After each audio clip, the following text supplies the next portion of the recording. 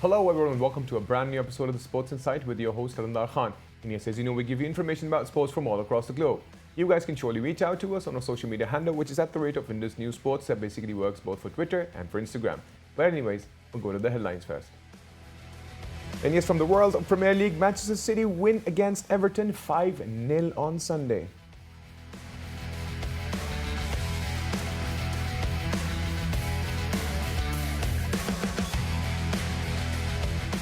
And yet from the world of golf, Phil Mickelson becomes the oldest major winner as he wins the PGA Championship.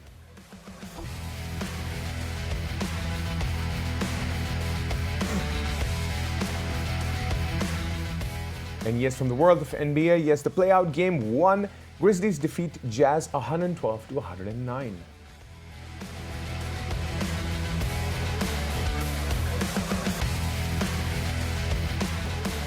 And yes, from the world of Olympics, Dean Asher-Smith secures impressive 100-meter win against Strong Field in Gateshead Diamond League.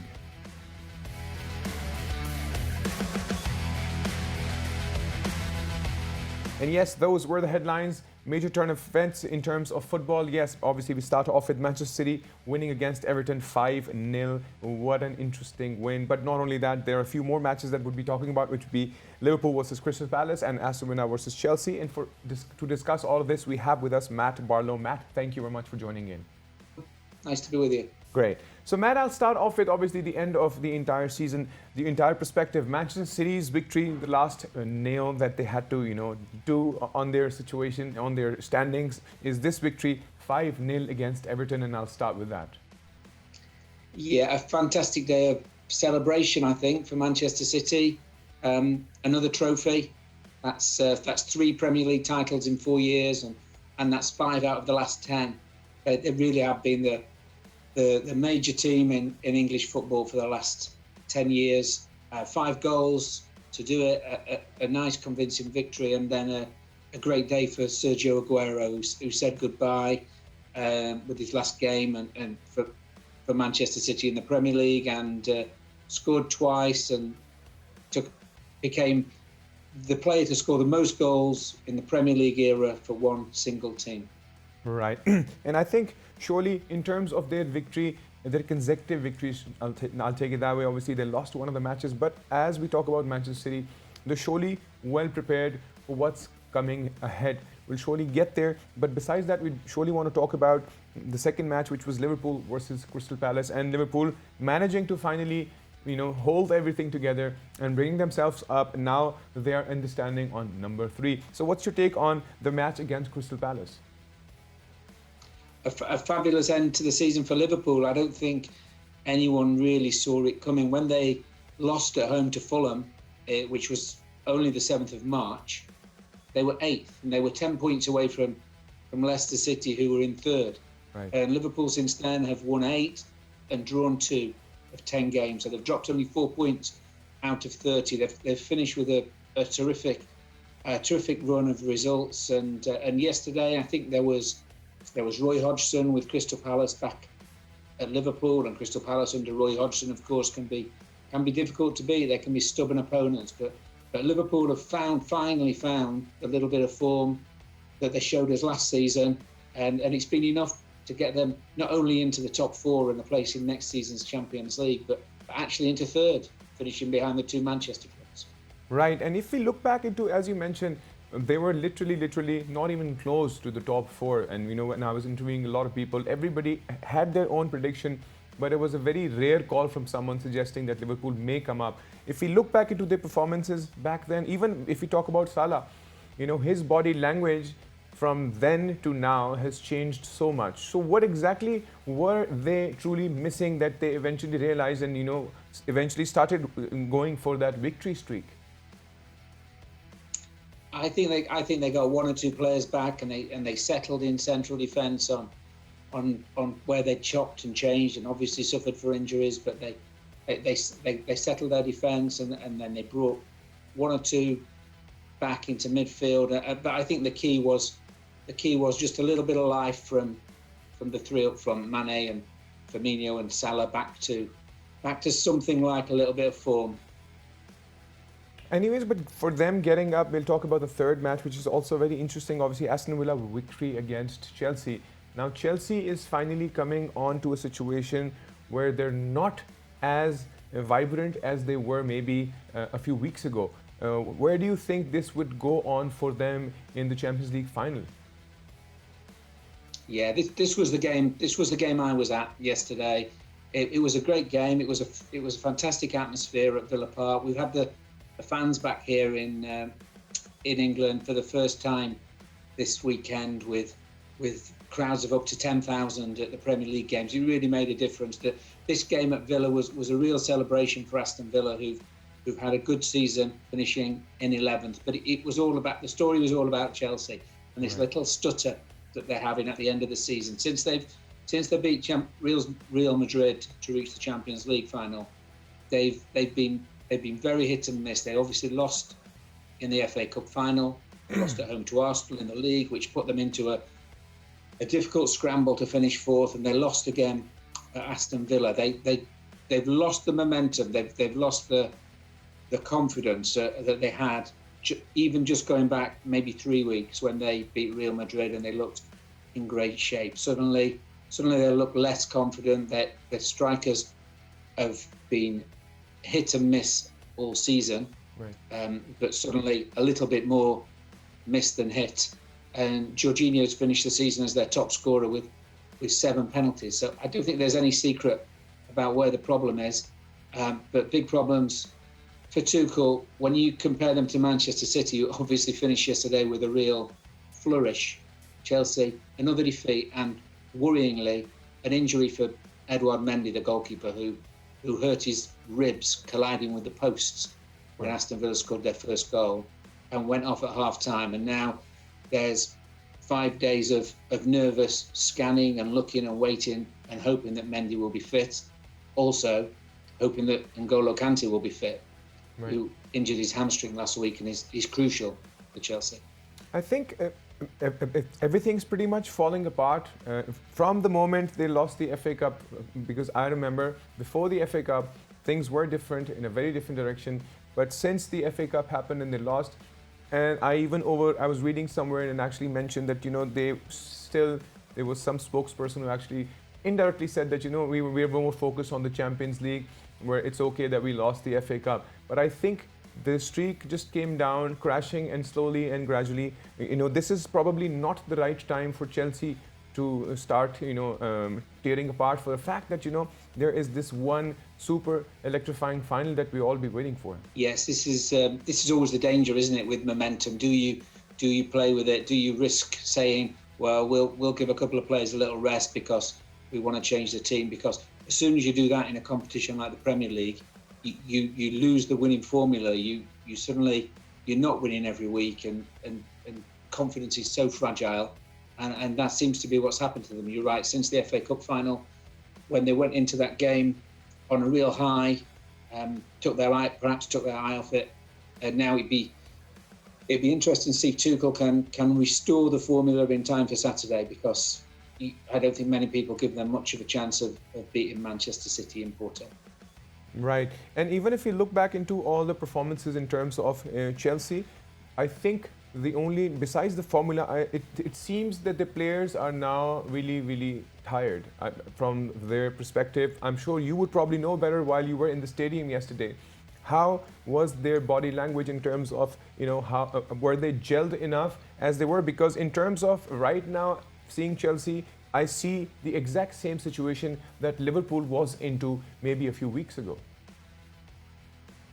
Yeah, I think all the teams here are tired. I think it's been a long season. It's been squashed into a much shorter period of time. They've played a lot of football with very little rest. Right. I think we've seen quite a lot of fatigue among players. But Chelsea finished the game yesterday quite strongly. I mean, they were far from clinical in front of goal. They were wasteful. They missed a lot of chances. But they kept going, and they did keep going. And they have a good, strong squad. So I don't think Chelsea are tired in that respect. But I understand what you mean, and I think that there is a little bit of fade about their season, and it's concerning at this point, 5 days from the Champions League final. Yeah. So, what's your prediction in terms of the Champions League? Because a lot of people that I've spoken to, they have this particular prediction. Obviously, most of the people are predicting the fact that obviously Manchester City is spot on, gelled in. They know where they're headed. They know how to get that. On the contrary, Chelsea. I was told that if Chelsea manages to not letting Manchester City score a single goal and they end up going to the penalties, then maybe there would be a possibility for Chelsea to win. Well, Chelsea's strength has been defensive since Tuchel arrived, and they have beaten Manchester City as recently as the FA Cup semi-final. Right. Although both teams were not at full strength on that occasion. Right. So, I think most people will expect Manchester City to win, and having seen Chelsea in the last few weeks, I would also expect Manchester City to win. I think that they're the best team in the country. They're in a good moment. They're strong and confident. But the thing you have to remember with Chelsea, when they won the Champions League in 2012, no one gave them a hope. They were playing Bayern Munich in Munich with right. half the team injured or suspended, and they still managed to find a way. So I would never rule Chelsea out. Right, you can't. You definitely can't. So, are you intending on visiting or going there to see this amazing final?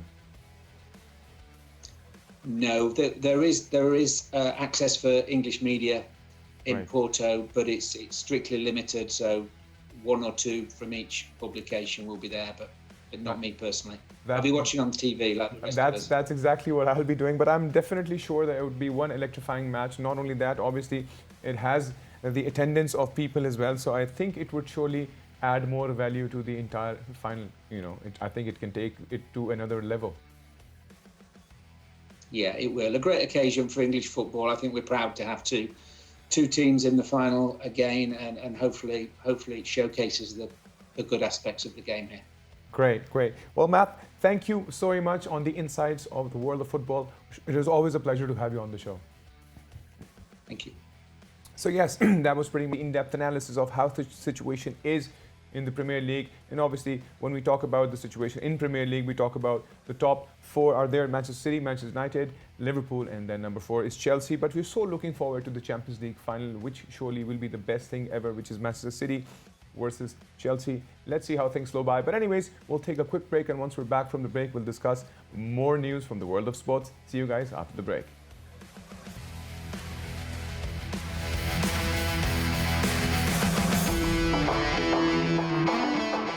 Welcome back from the break. And yes, before the break, we were discussing the world of football, but yes, major turn of events in terms of golf. Yes, I'd surely add more value to it, but we surely have Cam Rogers with us all the way from the US. Cam, welcome to the show and discuss what truly happened in the world of PGA Championship. It was a fantastic week of golf. Kiowa Island was a beast this week, the longest course in major championship history. And what does that mean? I guess apparently the oldest major champion in history, Phil Mickelson, getting it done at 50 years young. It was truly a magical week. I will be honest, I felt shades of 2019 at the Masters when Tiger Woods broke through with perhaps the greatest comeback in all of sports. So really, it was a magical week for Phil Mickelson, and he's going to remember this for a very long time. Right, and if we look back, the record was previously held by Julius Boros, who was 48 back in 1968. So I think it's surely one of the major turn of events. Besides the fact that we are living in 2021, I think this is one intense golf championship and one serious leaderboard that we weren't really expecting them to happen. Look, Phil Mickelson hadn't had a top 20 on the PGA Tour in this calendar year. It's like he wasn't playing very well, and it just goes to show that sometimes you can find something, especially when you're at the caliber of Phil Mickelson, right? We're talking about a multi-major champion, a guy who has been there, done that. He first won on the PGA Tour in 1991. Right. He entered the week ranked 176th in terms of strokes gained off the tee and strokes gained tee to green entering on the PGA Tour. So, he wasn't coming in with really good statistical form. Again, no top 20s on the PGA Tour, not even a top 10 at a major championship since 2016. So It really is amazing. He was a true underdog, which is kind of funny to say about Phil Mickelson, but he was. His odds entering the week were 200 to 1, 280 to 1. So nobody was really on him. And he sort of just burst onto the scene this week, had a fantastic ball striking week, leading the field in strokes gained tee to green. And obviously he got it done for his 6th major championship. Absolutely. And Cam, what about the first 2 days? Obviously, those are the days that actually develop.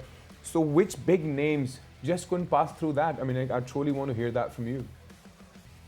Yeah, Brooks Koepka. I mean, not a lot of people were on him going into this week. His odds were pretty long, 55 to 1, something along those lines, because of the knee injury. And even during the press conference earlier this week, he was talking about how he wasn't 100%. And boom, he shows up within the first couple of days. And obviously throughout the week at the PGA Championship, it just goes to show that Brooks is one of those guys who he doesn't even have to be 100%, and he can contend at a major championship. So keep an eye on him for the U.S. Open come next month. Louis Oosthuizen had a nice start to the week as well, kind of faltered toward the weekend, but did end up finishing T2 in what was really a grinded out type of performance for Louis Oosthuizen, of course, the Open champion back in 2010 at St. Andrews. And so I think he's a guy who we should watch out for, especially at the Open Championship come this summer.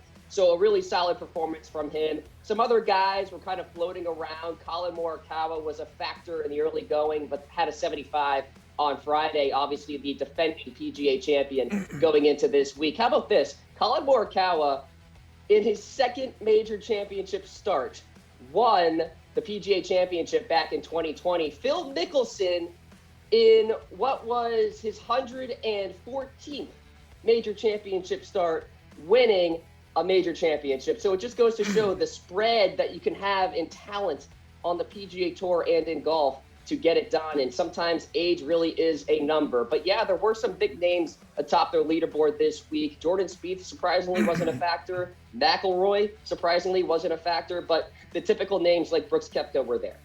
Absolutely. And obviously, Tiger Woods also mentioned and congratulated him for the victory. And if I look back on the day first, in fact, DeChambeau did give this statement that, it's one of the toughest courses that I've ever done. What's your take on that? Yeah, I think it was a really difficult week. Obviously, you had the unpredictability of the winds. You never know where it's going to come from. You have the fact that it is the longest course in major championship history, stretching almost to 7,900 yards. And so you factor in all of that. A lot of people consider Kiowa Island as the toughest course in the world, on the planet. And so that really does go to show just how much of a test of this was for Phil Mickelson, finishing 6 under par, but really not a lot of players were under par at all. Only 17 of them were in red figures. So that is symbolic of how difficult of a week it was. And it's not going to get any easier as we go throughout the major championship season here. Torrey Pines is a pretty difficult course in its own right for the U.S. Open come next month. You can expect the rough to be very long there. You can expect the course to be very long as well. So that's going to be no cakewalk. And then the Open Championship can be difficult as well, depending on the wind. So I'll tell you, it was really nice to see that course this week. It really is a thing of beauty. And to see Phil Mickelson just kind of be an artist around that course, if you will, and use his short game to his ultimate benefit, it was impressive. And so to beat out some big-time names this past week, again, Phil Mickelson will forever remember this win, and maybe it will propel him to contend next month at the U.S. Open. Right, because that's what I was told, that if someone wins this championship, would surely be out there and open for all. It's more like a hall pass, and they can compete in all the bigger championships. So I think this surely will give not only him a lot of confidence, but the whole idea that it's never too late. Yeah, absolutely. And also, Phil, by the way, did not actually qualify for the U.S. Open prior to last week. He actually got a special exemption. He doesn't need that anymore, obviously, because he just won the PGA Championship. So that means he gets 5 more tries, at least, at the U.S. Open. And, of course, that's the one major championship missing on his resume, right? 6 runners-up finishes at the U.S. Open. So he wants to complete that career Grand Slam so he can be in the same category, if you will, as Tiger Woods and Jack and all these big-time names in the game of golf. So for Phil Mickelson, next month is going to matter a lot. He's a California guy. He knows Torrey Pines like the back of his hand. He talked about it yesterday. He's going to go there 2 weeks early to prepare for the U.S. Open. This guy is going all in. And by the way, credit to him with just how health conscious he is now. There is no mistake that back in 2005, for instance, he was a lot heavier then. He's a lot thinner now. He's fasting, which essentially means he doesn't eat food for a certain amount of time to let his body reset. So he talked about it yesterday. You can win on the PGA Tour at age 50. It just takes a little bit more work than maybe somebody like a Rory McIlroy. Right. And if you look into how Morikawa just could not make it to where he was supposed to, because I think one of the hot favorites was surely not only him, but people were talking about the whole idea. I think he changed his swing from what I was told from one of those interviews that, he's probably trying to experiment on his maybe drive. So how do you see that for him? And maybe in the long run, how much effect would it take to his career? Yeah, it certainly isn't uncommon to hear golfers, even the best in the world, tinkering around, even after winning major championships. So sometimes it's a little weird at first to hear that, but then it's like, oh, it makes sense because they want to get even better. Tiger Woods did some swing changes in the early 2000s when he was dominating the golf world. So for Collin Morikawa, we know he is probably second, if not first, in the world in terms of his iron play, but his driver leaves a little bit to be desired. And I mean, he's pretty accurate, but he probably wants to get a little bit more length off the tee, especially when you have the folks like Bryson DeChambeau and Brooks Koepka and Xander Schauffele bombing it off the tee, 50-year-old Phil Mickelson bombing it off the tee. That makes you want to sort of become a bomber yourself and increase your swing speed. So I think maybe that's what Collin Morikawa is going for. He's going to be fine. Tied for 8th finish at the PGA Championship is really solid. It is really difficult to defend your major championship title. So for him to show up and finish inside the top 10, I think that's pretty impressive. And I like his chances for Torrey Pines at the U.S. Open as well. Right. Let's hope all pans out well for him. One more thing that, Phil actually is the 4th golfer in the PGA Tour history to win in 4 different decades. That's an achievement. Yeah, longest gap between PGA Tour wins as well in history. 1991 was his first, obviously, and his last was just yesterday here in 2021. So truly remarkable stuff. 115th ranked player in the world. That's the lowest ranked player to win a major since Shawn McKeel did it back in 2003 at the PGA Championship. He was 169th. So you want to talk about being an underdog. Phil Mickelson was certainly that, but it is a lesson that golf is a random and volatile game sometimes, and it is hard to predict how a leaderboard will shake out, even if you crunch a million numbers and stats going into the week. Phil Mickelson bucked that trend big time, and he showed up on the big stage, and he got it done. Great. Thank you so much, Cam Rogers, for the insight in the world of PGA, and we'll surely have you again and again on the show. Thank you so much. Take care. Great. So that was obviously Cam Rogers, an expert on golf, and surely discussing how exactly the change of events that actually took place in the PGA Championship. And obviously Phil Mickelson, once again, Phil Mickelson, congratulations to him for his victory. I think it's a remarkable achievement for him. Anyways, I'll quickly jump over to the world of NBA. Yes, obviously the play-in tournament still on. Grizzlies actually defeat Jazz 112-109. Which surely is interesting, which was the game 1 on Sunday. The Grizzlies, Dylan Brooke actually had 31 points and 7 rebounds. So I think slowly and gradually the world of NBA is also improving actually, because obviously it's still the play-in tournament that is currently underway. And not to forget that this match had 112-109, obviously a super close call for the world of NBA. But anyways, I'll quickly jump over to the updates from the world of Olympics. Yes, from the world of Olympics, Dina Asher-Smith actually beats Sha'Carri in Gateshead at Diamond League. Obviously, it's one of the most impressive 100-meter wins against in this current situation. So yes, it's surely an amazing 100-meter win. Not to forget that she defied the difficult conditions to beat this entire situation in the course. Anyways, many congratulations to her. And the next round of Diamond League action is in Doha on Friday. Let's hope all of the situation in terms of the Olympics go well, in terms of the coronavirus situation as well. Anyways, guys, if you want to reach out to us, you can on our social media handle, which is @Indus News Sports. Till then, take good care of yourself, and bye-bye.